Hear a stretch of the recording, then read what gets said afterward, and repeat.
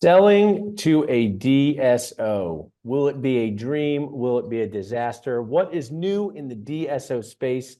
I am here with our awesome Nacho sponsor, Brannon Moncrief of McLaren and Associates, and we are going to taco about, Nacho pun intended, the ups, the downs, the updates in DSO sales. Brannon, we've been on webinars before, but just to our Zoom audience and our Facebook Live audience, just kind of orient them as to what you do every day to make dentist dreams come true, and more importantly, avoid nightmares. Absolutely, Paul. Good to see you. Thanks for having me. On a daily basis, really, the team that I lead within our office works with large practice owners who are considering going down the DSO path. So most of the time, multi-million-dollar, multi-doctor practices, they're being solicited day in, day out by DSOs to sell their practices to them. And we've developed if you will, a curriculum, a process to educate dentists about their options, educate them about their EBITDA and what their practice is worth from a DSO perspective, and then decide, does it make sense to go down the DSO path? If so, when? And when you go there, ensure that you create optionality, competition, and maximize your outcome from the sales. So a successful DSO affiliation is a combination of finding the right fit, finding the right deal structure, and then maximizing the economics. But my company's been around 35 years. We work with nothing but dentists day in, day out. I've got 23 years of dental industry experience and a finance and banking background. Awesome. And I want to share, I appreciate you guys supporting our group as a sponsor. You can text McLaren to 215-543-6454 to get connected with them. I want to tell a story. It's pretty dramatic, Brandon. It was raining and I stopped by a private practice pharmacy and I bought an umbrella for $15.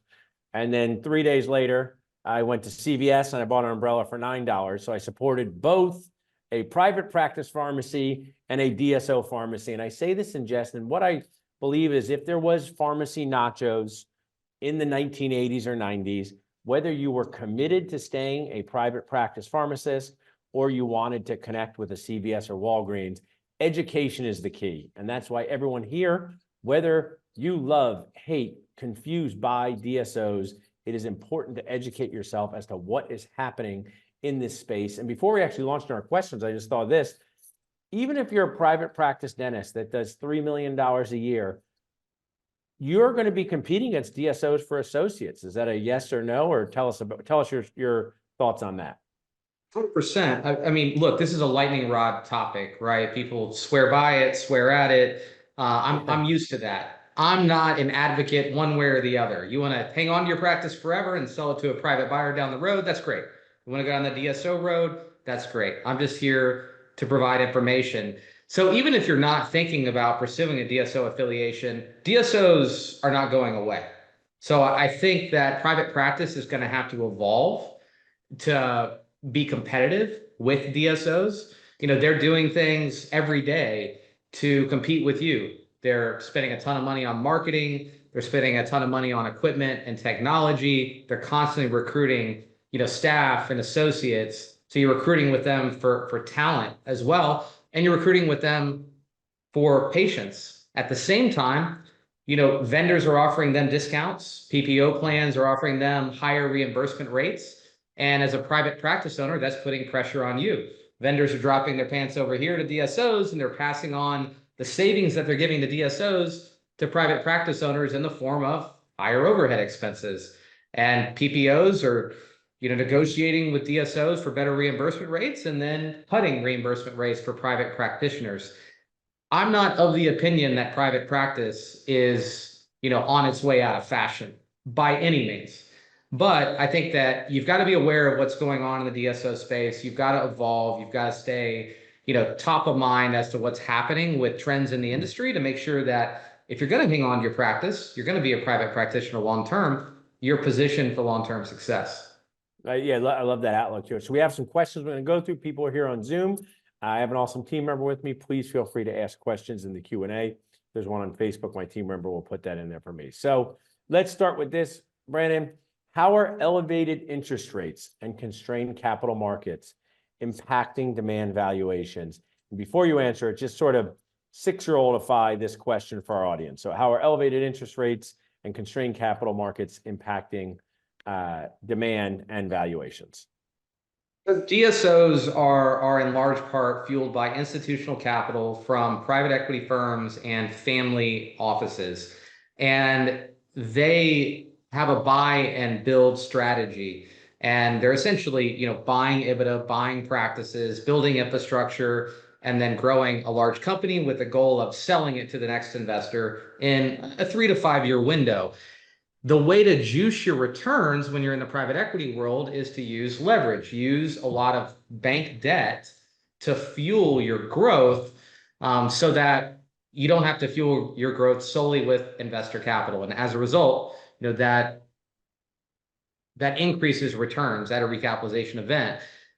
Over the past 10 years, we've really been operating in ideal circumstances. Capital markets have been really loose. It's been really easy for private equity firms to get access to debt, and rates have been at historic lows. That's changed pretty dramatically over the past 18 months. Interest rates increased over the past 18 months faster than they ever have in the history of the Fed.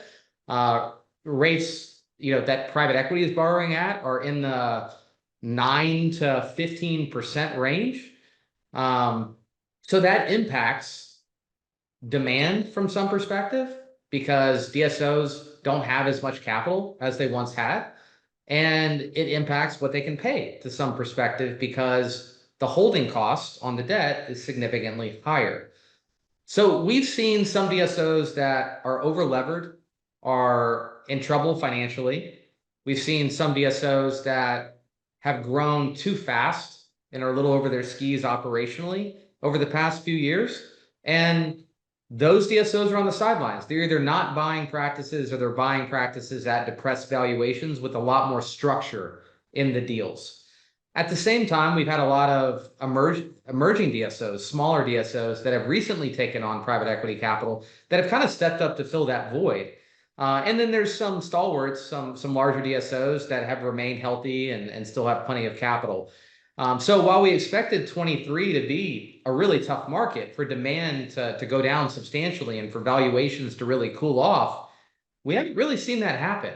Valuations for quality assets, strong practices and good geographies, younger doctors that have plenty of runway to exit, those practices are still trading for, all-time high valuations. But, those practices that are in challenging geographies where there's a lot of key man risk, smaller practices, where maybe it's an older doctor with limited runway to retirement, we have seen a pullback in demand and valuations for those types of offices. So it's kind of been a mixed bag, but as far as what we were expecting 23 to look like, it's been a really, really steady year from a demand perspective and a valuation perspective.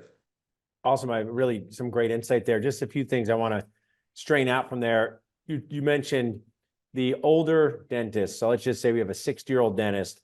Some DSOs have a high level of concern of replacing that dentist, some medium, some low. There's people I know who are tuning in specifically who probably in that category of age. Just deepen our understanding on that a little bit. You're saying, hey, key man risk. These are words that I am familiar with, but just kind of deepen our understanding of you're a 60-year-old dentist. Why might the appetite not be as strong as it was a couple of years ago based on those factors? I would say the appetite's still there, but you're not typically going to, all things equal, you're going to fetch more demand and a higher valuation with a 45-year-old seller than a 60-year-old seller, right? Because that 45-year-old seller typically has a lot more gas in the tank, a lot longer runway to exit than the 60-year-old seller. For DSOs, doctor turnover is their Achilles heel, in particular, founder turnover. So it's very, very difficult to replace a founder. Oftentimes, practices decline once the founder steps out and they're replaced with associates that don't have as much skin in the game. So if you have a single doctor practice, or a practice where just, let's say, most of the production is concentrated in one doctor, and that doctor is closer to the tail end of their career, DSOs are going to be a little bit more sensitive to, what's the internal transition succession plan with that doctor, as opposed to, evaluating another practice, all things equal, where the doctor's 43 years old and is going to be there I for mean, another I can 10, share with 15, you, 20 on years. in our Dentist Job Connect world, we help everyone from their first associate to their 100th. And I was just on an interview with a, operations director for a DSO with trying to replace a 68-year-old dentist in an area who was still very fit and still producing, but that dentist grew up in that area, the founder. And sometimes it's not easy to find someone who wants to replace a founder in what we've just termed hard to fill areas. You might call them, sometimes rural geography. And we have to just be pretty honest about it. I mean, the reason why these founders did so well is they went back to where they grew up. They became parts of the community. They grew their practices. These are all wonderful stories. But to ask somebody sometimes to move to these areas, that, like you said, that can be an Achilles heel, if I hear you right with this. Can be, but I will say that if you're in your 60s and you want to sell to a DSO and stay on, it's not a non-starter. We currently Yeah. have a client who's in his 70s in a remote geography, and it's under a letter of intent with the DSO right now at a very favorable valuation. I think the most important thing is that if you're closer to the tail end of your career, it's really critical that we control the narrative when we go to market. We need, before we go to market, talk about what is the succession plan? When Yeah. are we going to introduce an associate into the practice? Is there room from a patient and production standpoint? Is there room from a facility standpoint to have somebody work alongside you for a few years before you exit? So DSOs just want to make sure that there is some type of internal succession plan and that you're going to participate in making sure that you pass the baton and the practice is still going to be successful post affiliation and post exit. Great way to share there. And I want to catch you. I'm talking with Brannon Moncrief of McLaren Associates, awesome Nachos sponsor. We're talking about the DSO market update. So I love this one, Brannon. Should I sell to a DSO? Start with defining your why. At the tail end, I have a couple examples, but let's just talk broad picture. You literally talk to dentists every single day about this question. And I actually said something today on one of my lives. I'm going to start asking everybody this. So many people say, should people go to dental school, right? Should they take out $600,000 in debt? Should they do a different career? These are for the 20-ish-year-olds. Now we're talking to the 40-ish-year-olds. Should they sell to a DSO? Should I sell to a DSO? What is the why there? Tell us more about this one. This is where we start with every single client. The first step with every single potential client is to schedule a discovery call. And the first question I ask is, talk to me about why you're interested in going down the DSO road, right? What's the goal? Is it, purely economic? Do you like the equity component and the potential arbitrage on partnering with a DSO and having equity in that DSO, or affiliating with a larger entity that will eventually sell for more than your practice is worth on its own? Are you looking to de-risk and take some chips off the table? For most doctors that own large practices, it is their most valuable asset, and they have a lot of their net worth tied up in that asset, and they want to protect it. And then we're seeing this more and more frequently, burnout. People that have built very successful businesses that manage a big team. They've got a lot of responsibility. They're, working chairside, and then they're working several hours a night, actually working on the business rather than working in it. And, they're at a point where they want help. They want some administrative help. I will say, though, if that's your why, you better make sure that you partner with a DSO that's actually got the infrastructure to provide you with that help. Because look, it's a very expensive way, giving up a majority interest in your business to get support. But for a lot of doctors, it makes sense. They want to essentially buy back some of their time.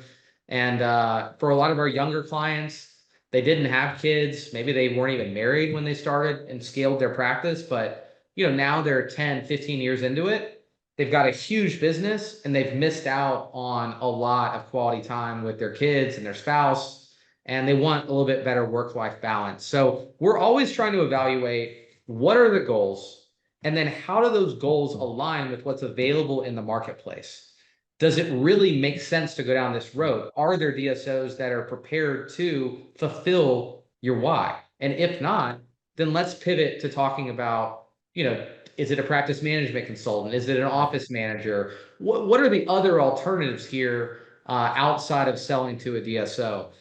So we just try to give our clients perspective on what's your EBITDA, what's your practice worth, what are your goals, what are DSOs designed to do? Are your goals in alignment with what's available in the marketplace? And if so, let's decide if we go, and if we go to market, when. Because we want to do it I at the like so ideal many time. things. I like so many things you said there. I don't know if I've ever told the story on live, but early on, I think even like before I started now Nachos, a DSO in the area wanted me to be their clinical director. It's like 2016, 2017. One of my mentors and Fred and dental folks turned Rob Montgomery. He's like, I'm going to go to this dinner with you. I don't want you to do this by yourself. So I didn't become the clinical director of a DSO. Nothing bad. It wasn't for me. But one of the things on the way to dinner, Rob had said to me that I didn't think of, but he goes, many dentists worry that the DSO is going to try to control them too much. What they need to be concerned about is if they help at all. And I think that's kind of what you said is if your goal is to get rid of management headaches, you got to make sure that they're ready to do that. Because if you've seen that be a big why, and then the dentists wind up not having that removed from their plate. Look, every DSO is going to offer some level of support, but there's varying degrees of support, right? If you're of the mindset that I just want to come in, do the dentistry, clock in, clock out, and have the DSO run the business, there are a handful of DSOs that operate under that protocol, but you better be careful because that means that they're going to rob you of your autonomy and you're going to have to deal with whatever repercussions come from that. But I would say there's also DSOs that are very hands-off, almost too hands-off. Like, hey, call me if you need me, but don't call me. That's on the other end of the spectrum. Most of the DSOs that our clients end up partnering with are somewhere in between. They're going to offer pure clinical autonomy, a ton of operational autonomy. They have infrastructure. What they're going to take off your plate pretty much immediately is accounting, bookkeeping, HR recruiting and training, benefits administration, marketing if you want them to, legal compliance, just the basics, right? Payables. So you no longer have to do the books. But you no as longer someone have to who pay was the as bills. someone who was at my own offices yesterday, Brannon, and I'm not intending to sell to a DSO anytime soon. The things you listed that could be off of my plate, they sound attractive, right? And it doesn't mean that I don't want to. That doesn't mean I'm going to sell to a DSO. But when you start saying accounting, HR, benefits, things like that, when those are some of the death by 1,000 cuts that owner operators have to deal with year in and year out. And I can share, it can burn you out emotionally. It really can. It can totally emotionally burn you out. I mean, very few of our clients bitch about any of those things going away, right? Yeah. Very few of our clients want to hold on to any of that. But, I'll touch on the HR component because I think that's the biggest stressor that most people are dealing with, especially post-COVID. I mean, DSOs don't have a silver bullet, right? It's not like you affiliate with a DSO and all of a sudden all your HR issues are over. They're not going to be there on the day-to-day managing your team. If Sally doesn't show up, you're going to have to, you're going to have to hustle and figure it out. Now they have more resources to bear and they can offer big company benefits and they're very, very good at recruiting. But to act like you're going to partner with a DSO and they've got, the magic bullet that's going to solve the HR issue, they're facing the same issues you are, just on a much broader scale. So they have to develop more infrastructure to help, support all the practices that are under their umbrella. Yeah, that's a really good point. Now, how about let's move to, this theme here. What tactics do DSOs use to influence sellers? I like this question that you come up here. Tell us more about your thoughts on this.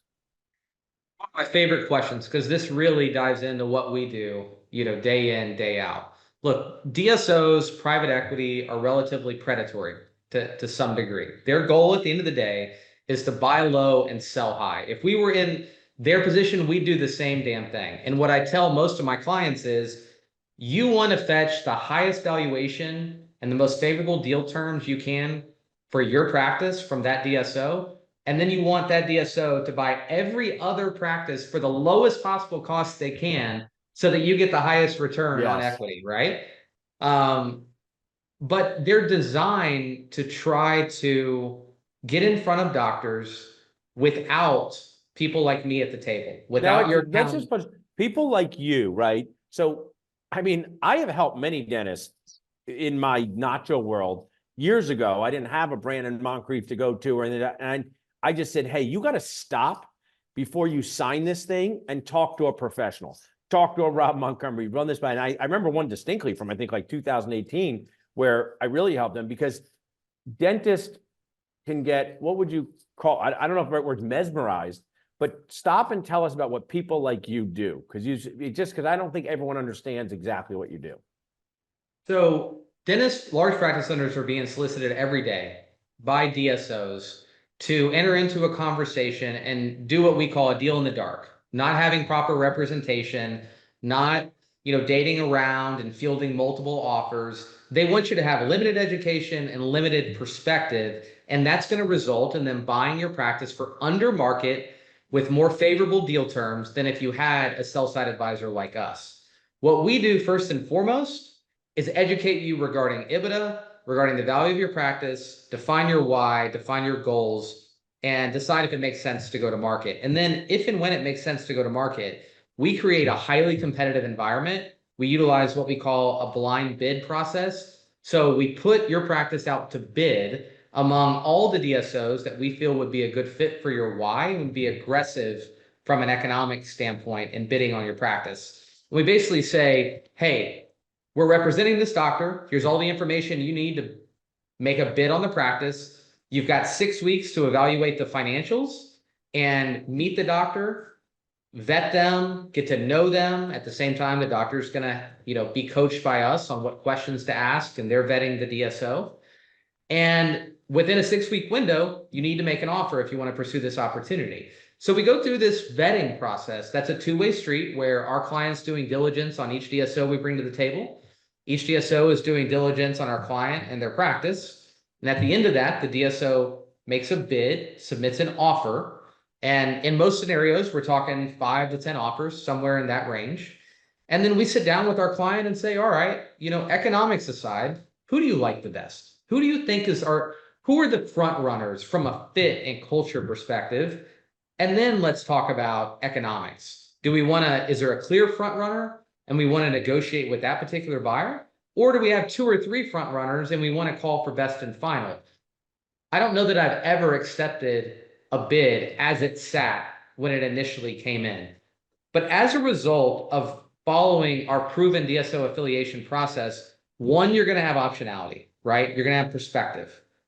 2, we're going to control the narrative regarding EBITDA. So we're going to make sure that through creating competition and controlling the narrative regarding EBITDA, you're going to maximize your economic outcome.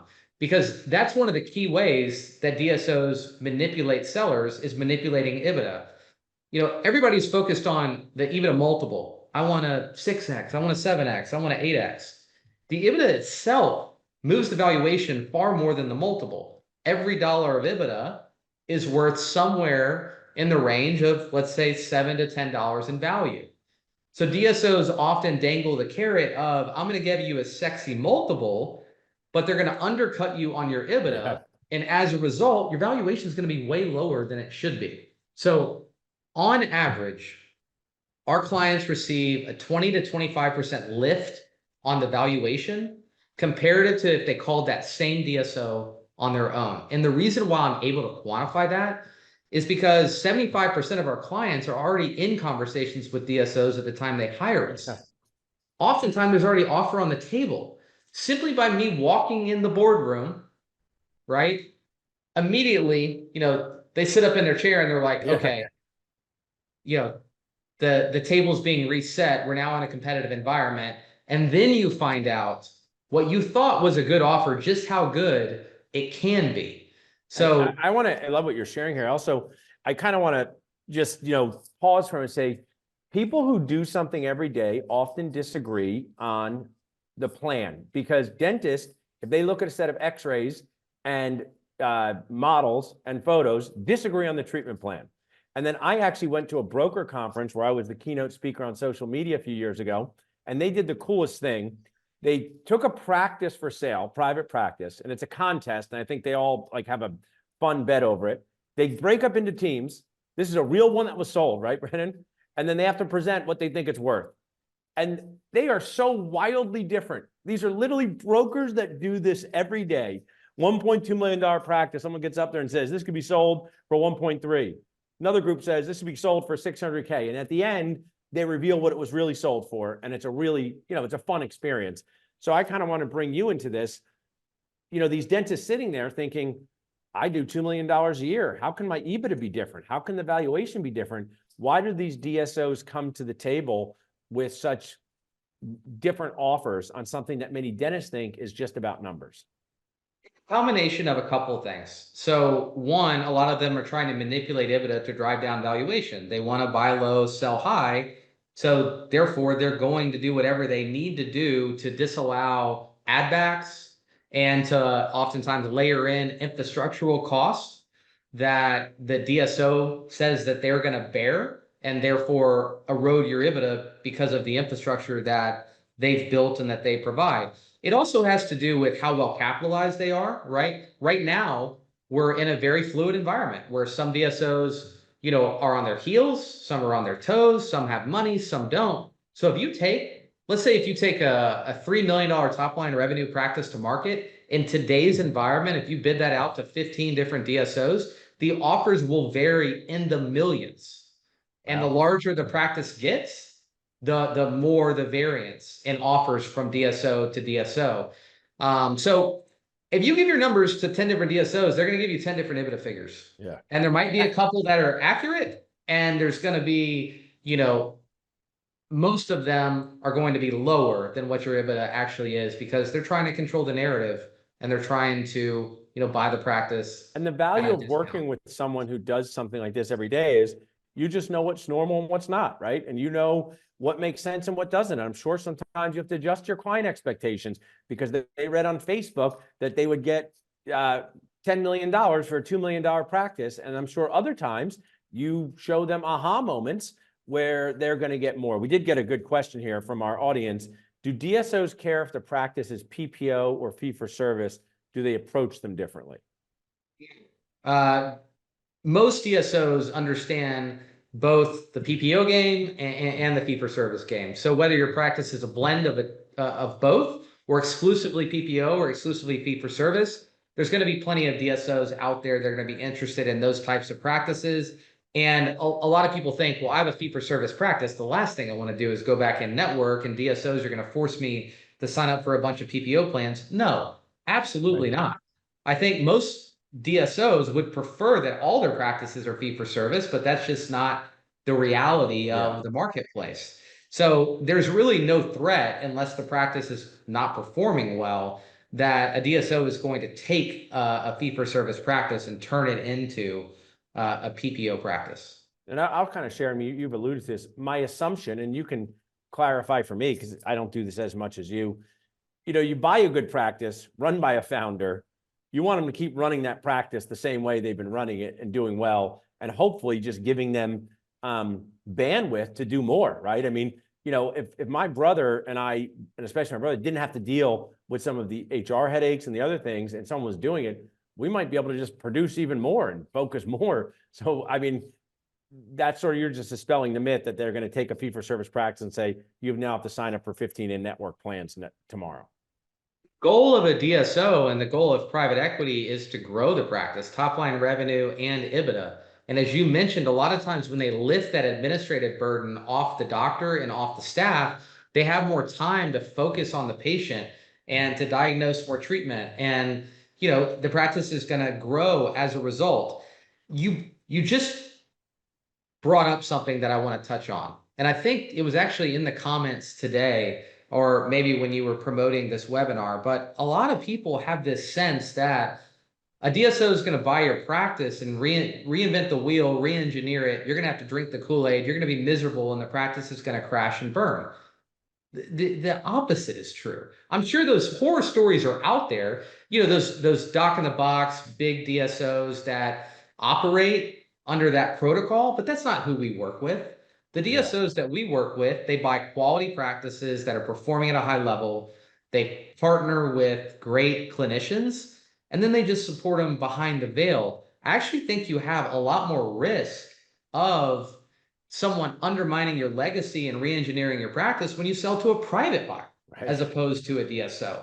We do private buyer deals. We do about 60 a year. And we see far more change when you sell it to a private buyer as opposed to selling to a DSO. And you touched on it earlier. It comes down to the fact that dentists individually approach business and treatment from a lot of different perspectives, and they have different personalities.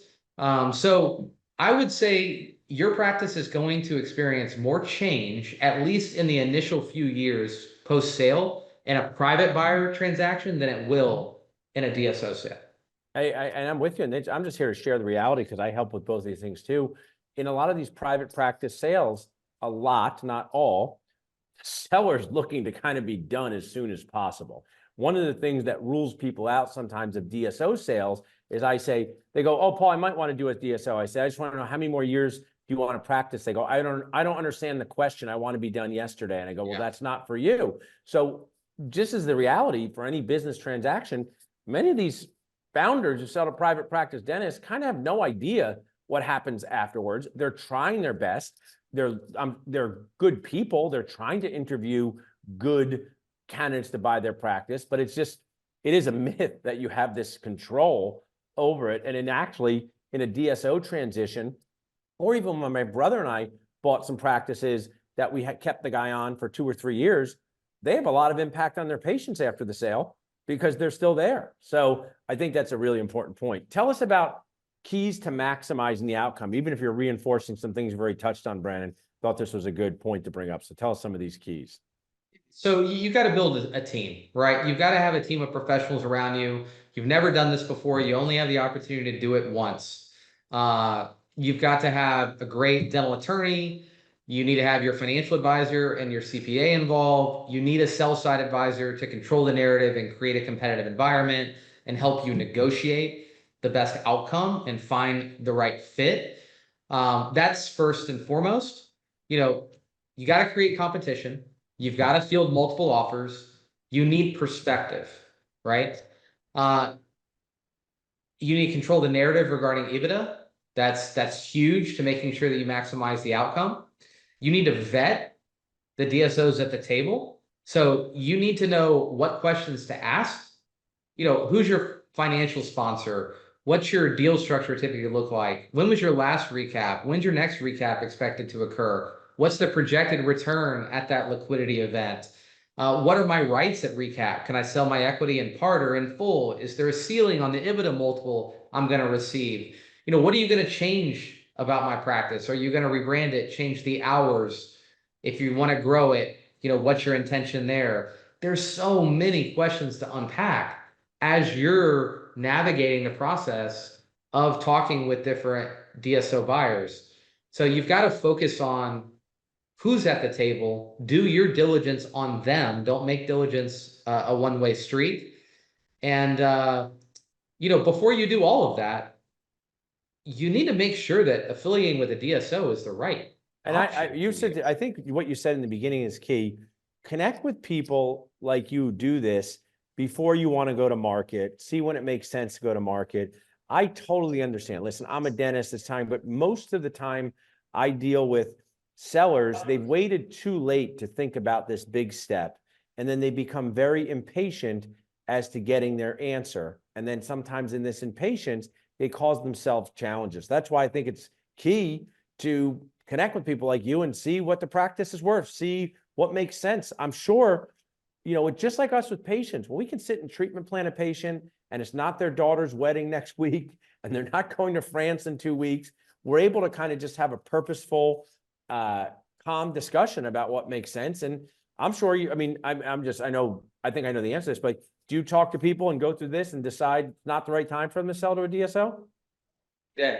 I was just on a call with a client going over the EBITDA value and the valuation, talking about, he has a very successful practice, over $1 million in EBITDA, and he's a young guy.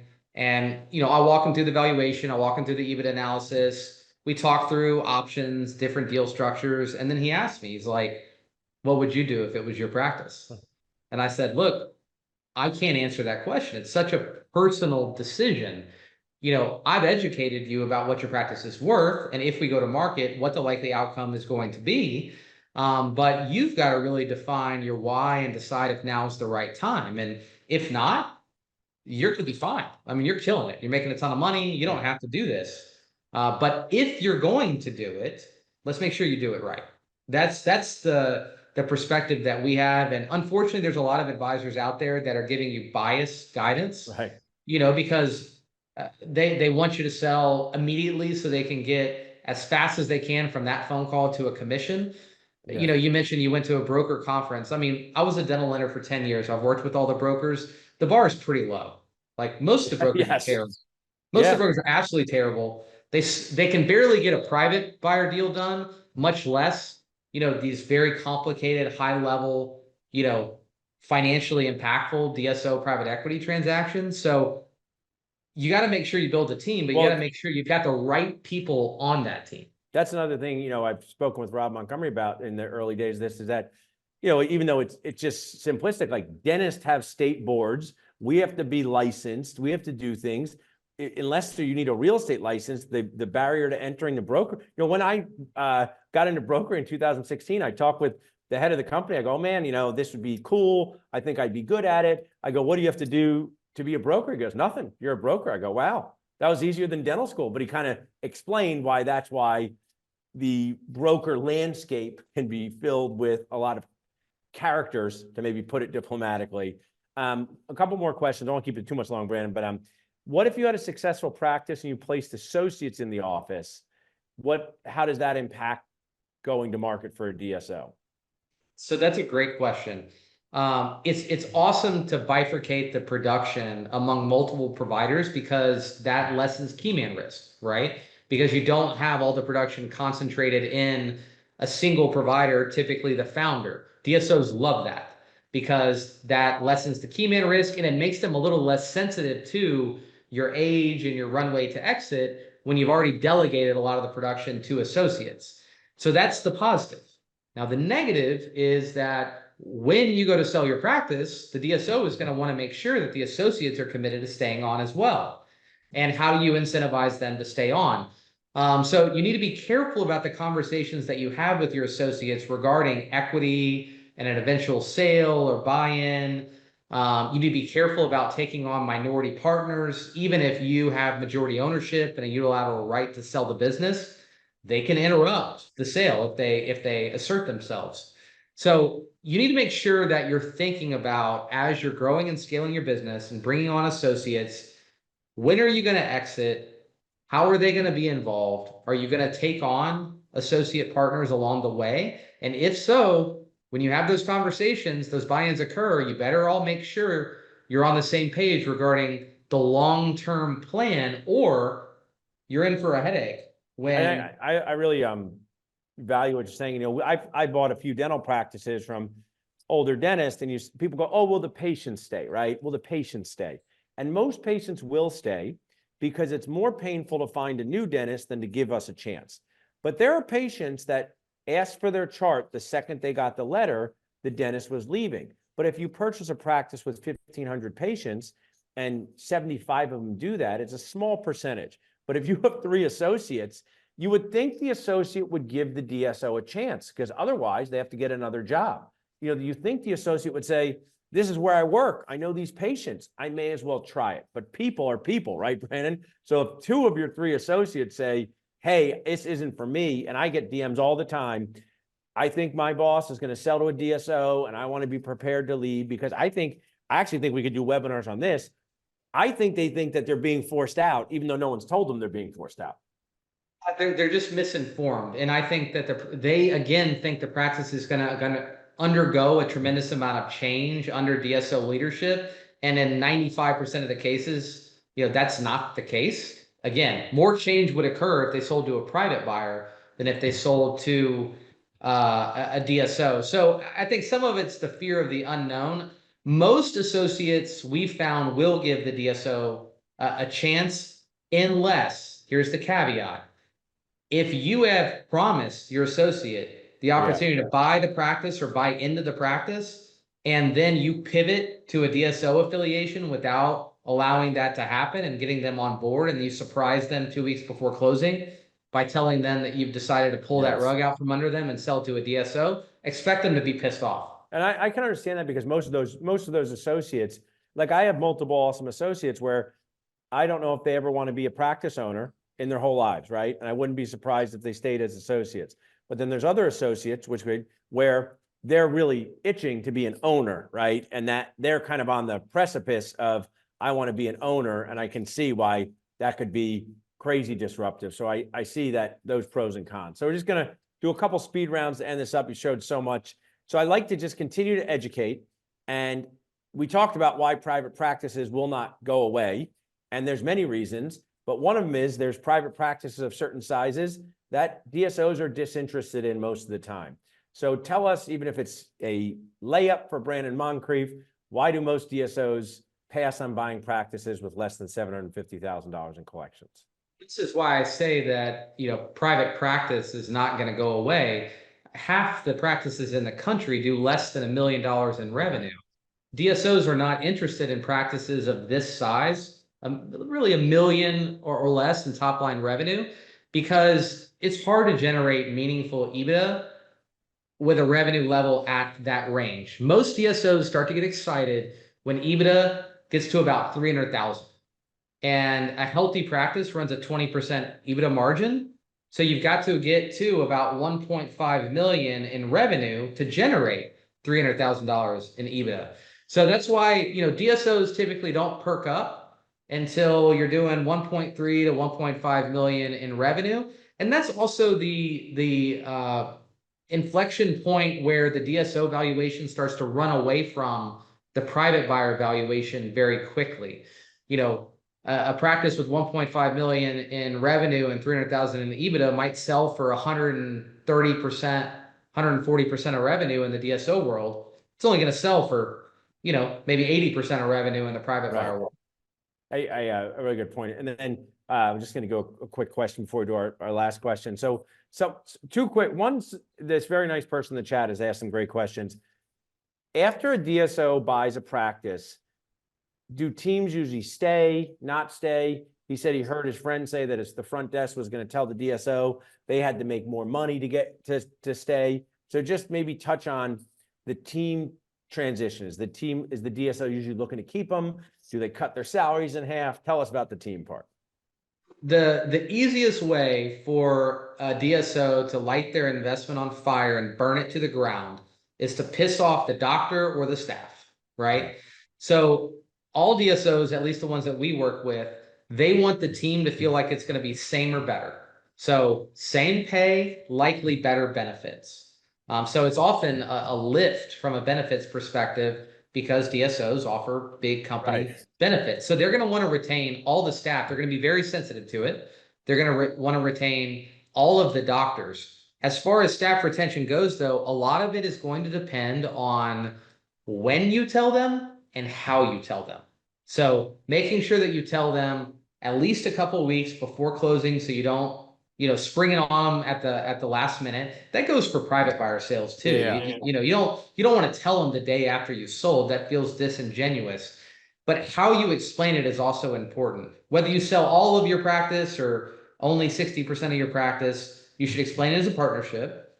You should assure them that you're not going anywhere, that you've agreed to stay on long term, that you still have equity in the business, and that their jobs are secure and it's going to be business as usual, and that you actually did this not to hurt them, but to protect them, because there are a lot of headwinds that private practice is facing, and DSOs provide some insulation from some of those headwinds. If you are, in a DSO sale, the most stress you're ever going to feel is the day you're driving to your office to tell the team. That's the most trepidation you're ever going to feel during the process. And if you are skittish or on your heels when you tell them and they sense that, they're going to react a certain way. Yeah. As opposed to you being confident, have your narratives together and hit all the points that I just said. And 95% of the time, it's going to go really well. If you've got a diva in the office or somebody who's, going to use that as an opportunity to throw their weight around and try to hold you hostage or hold the DSO hostage, that's probably a bad apple that shouldn't be in your Right. practice anyway. I think it goes for most sales. Dennis also asked, I'm going to give my answer first, give you a second. How can new dentists compete with DSOs buying the best practices? My answer, and we don't have to have the same one, is it's nearly impossible to compete at a certain level because you do not have the total dollars available. So the way to compete is to look for practices where the seller, for whatever reason, is looking for a faster transition, saying, hey, you stay for a year. And two, look for practices that maybe you as the owner operator could take from 600,000 to 1.2 million on your own. Are those two things you agree with, or what? I think you hit the nail on the head. So I would look for practices doing 600,000 to 1.5 million, where the DSOs either aren't interested because the economics don't work, or they're not interested because the seller wants a more immediate exit. That's how you compete. But trying to buy this practice, $2.5 million practice with 500,000 in EBITDA, where the seller's 53 and wants to work another 5 years, there's not a chance that you're going to be able to compete with DSOs. And that's what I want to make for our finale, like the fireworks finale.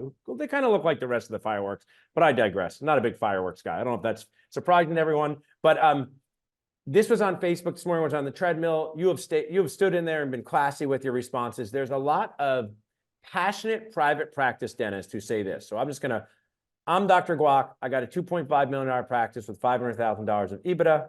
I can get 7 or 8 times multiple. Now we got $3.5, $4 million. The DSO is going to give me money at close, and they're going to allow me to keep money in the parent company. These very passionate private practice dentists say, Paul, Dr. Guac, you're making $900,000 a year as the owner operator, and now you're going to make 35% of your collections. If you just worked for 3 more years, you would make just as much money. So these DSOs, one of my good friends, use fuzzy math. You've stood in there and explained this nicely through the comments on Facebook, but they're not as easy as Brannon's actual context through voice. Explain this situation for our audience, because I think it is the one that causes the most amount of Facebook tension. It's a great question. And again, it comes down to your why, right? What's important to you? What are you trying to accomplish? So strictly from an economic perspective, we normally map out when someone is debating selling to a DSO versus hanging on to the practice and eventually selling it to a private buyer. We normally map out, let's look at a 5-year window, okay? A no sales scenario where you hang on to the business, you continue to reap the reward of the full EBITDA for 5 years, then you sell it to a private buyer for a more traditional valuation, 75, 80% of revenue. And then we're going to compare that to a DSO sale where you're going to sell for, let's say, 7 times EBITDA. That's kind of, these days, that's kind of the average that we see with the practices we represent, is around 7 times EBITDA. And you're going to take 60, 70% cash at close. You're going to tie up the rest of the value, whether it's in joint venture equity at the practice level or parent company equity. And you're going to liquidate that at some point in the future, hopefully at a handsome return. With one modest recap, the DSO scenario at a 7 times EBITDA initial valuation is going to win every single time up until about year 7.5. At that point in time, there's a break-even point where without another recap event, holding on to the practice is going to outrun the DSO sales scenario. Now, some people will say, yeah, but the equity component's not guaranteed. You don't know if you're going to get your money back. You don't know what the return's going to look like. That's true. So you've got to take a hard look at your why. You've got to take a hard look at what does the cash at closing look like, and how confident are you that your DSO partner is going to get to a liquidity event? When's that projected to occur, and what's that return projected to be? But there are no guarantees, and I'm not going to sit here and act like there are. There are going to be DSOs that crush it. There are multiple DSOs that have crushed it, and there are going to be DSOs that fail, just like there's going to be private practice owners that crush it and private practice owners that fail. So I think it's a very personal decision. It's a lightning rod topic. Everybody's got a different why, but you've got to map it out financially. You've got to take a hard look at the assumptions that you're making in each scenario and then make an educated decision. I think it's also interesting that private practice owners tend to think that just because their practice has done 2.5 million with $500,000 in EBITDA for the past couple of years, that it's going to continue on that trajectory. Yeah. There are interruptions to a business of that size. That's typically a multi-doctor practice operating at that level. So you've got associates, you've got a big team, you've got economic implications locally, globally. So there's no guarantees in life that your business is going to continue to perform at that level and that there's not going to be some type of interruption. And today I was going back and forth with somebody as well, and this is something that oftentimes is missed, is the tax advantages of selling to a DSO and trading EBITDA, right? Liquidating your EBITDA for an upfront payout that is mostly a capital gain, right? So you're converting ordinary income, EBITDA, to a capital gain. There's massive tax advantages in doing that are often lost on a lot of people. The other thing that's often lost on a lot of people is if you take, in this scenario, $2 million cash at close, yes, you're going to have to pay taxes, but then you get to invest that lump sum and earn those compounding returns on whatever you invest that money in. And that was really an outstanding answer. As we wrap up, I want my team member to grab a screenshot of us, because if people would like to rewatch this webinar, they can text recording to 215-543-6454 to do so. Hang around for Brandon's info in a second. But also, I say this in a poignant way. Life happens when you're making other treatment plans, and nothing is guaranteed. And when you take $2 million, they cannot take it away from you. And it doesn't mean to run and sell to a DSO, but as someone who brokers practices, you find about sudden death, you find about injury and disability, and there are, how should I say it best? You insulate yourself from some of life's risks when you are not the only owner operator of such a large practice. And this doesn't mean I'm recommending anyone does this. I'm recommending they build a team like you've said, Brannon. And there's difficult stories, there's dream stories, there's disaster stories, and you've shared with us in a very comprehensive way how people should approach this. If people want to reach out to you, I'm putting your info here. I want to say it for the people just listening later. You can reach out to Brannon Moncrief, Nacho sponsor, McLaren and Associates, 512-660-8505. You can also email Brannon at dentaltransitions.com. What should they expect on that very first reach out to you? Or you immediately get on the phone and say, what's your EBITDA? Tell me right now. Explain recap of the recap. How many bites of the apple do you like, or what happens when you do that call? Our discovery call is really casual. I mean, we hop on the phone and we get to know each other, right? So tell me a little bit about you. Tell me a little bit about your practice. Tell me about your short-term and long-term goals. Does it make sense to give this a hard look? And if so, let's do an EBITDA analysis. Let's do evaluation. Let's look under the hood and figure out what's your practice worth from a DSO perspective. And is now the right time to go to market? And if it's not, let's chart a course to accomplish your goals. Whether that means holding on to the practice long-term, selling to a private buyer, selling to a DSO. I'm just here as a resource. And I know that if I give people good, unbiased guidance that's in their best interest, everything else takes care of itself for me personally from an economic perspective. And I think that's probably how everybody watching tonight runs your practice. Yeah. Treat people right. Other things will follow. Educate your customers, your patients, your clients in a way you'd want to be educated. Thanks so much for sharing, Brandon. Truly appreciate it.